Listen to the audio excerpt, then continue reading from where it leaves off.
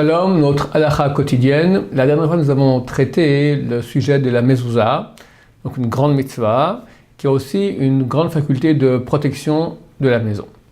Mais ce n'est pas suffisant. Il y a une chose qu'il faut absolument faire, que beaucoup de gens négligent, et qui est super importante pour la protection de la maison, ça s'appelle un tikkun bait, ou bien aussi ça s'appelait Chanoukat bait, ça revient au même.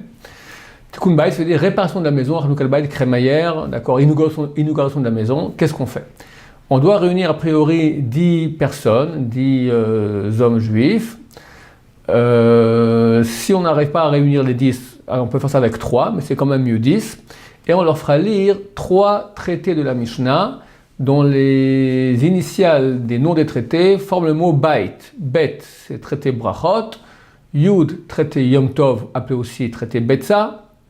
Et enfin Taf, traité Tamid. Si on lit le tout, ça prend une petite heure. Si on dispatche, d'habitude on dispatche, les gens sont un peu pressés. Donc chacun lira 5 minutes, quelques pages. Chacun lit, donc un premier lit la page 1 à 5, après 5 à 10, 10 à 15, etc.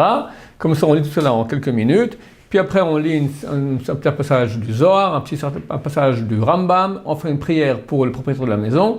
Et ainsi, on évacue de la maison toutes les forces négatives. Dans les maisons, il y a des forces négatives.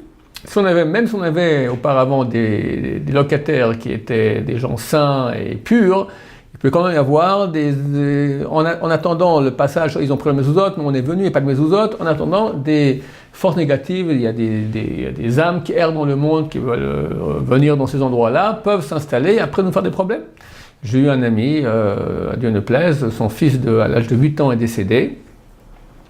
Alors Rabbi Tzemach Shaul lui a dit, est-ce que tu as fait un tikkun bait? Il lui a dit non, aujourd'hui même tu fais. Alors bien sûr, il voyait tout, il voyait les âmes négatives, maléfiques qui étaient dans cette maison-là. Aujourd'hui même tu le fais.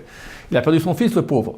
Et il lui a répondu, mais c'est une maison louée, quand même maison louée. C'est presque obligatoire pour une maison achetée, et extrêmement conseillé pour une maison louée de faire cela, comme ça, avec les mezuzot, avec aussi, c'est écrit dans le Talmud que si on étudie la nuit, ça empêche les incendies dans les maisons, d'accord? Donc la maison où on étudie la Torah la nuit, donc étudie un tout petit peu au moins de Torah durant la nuit dans la maison.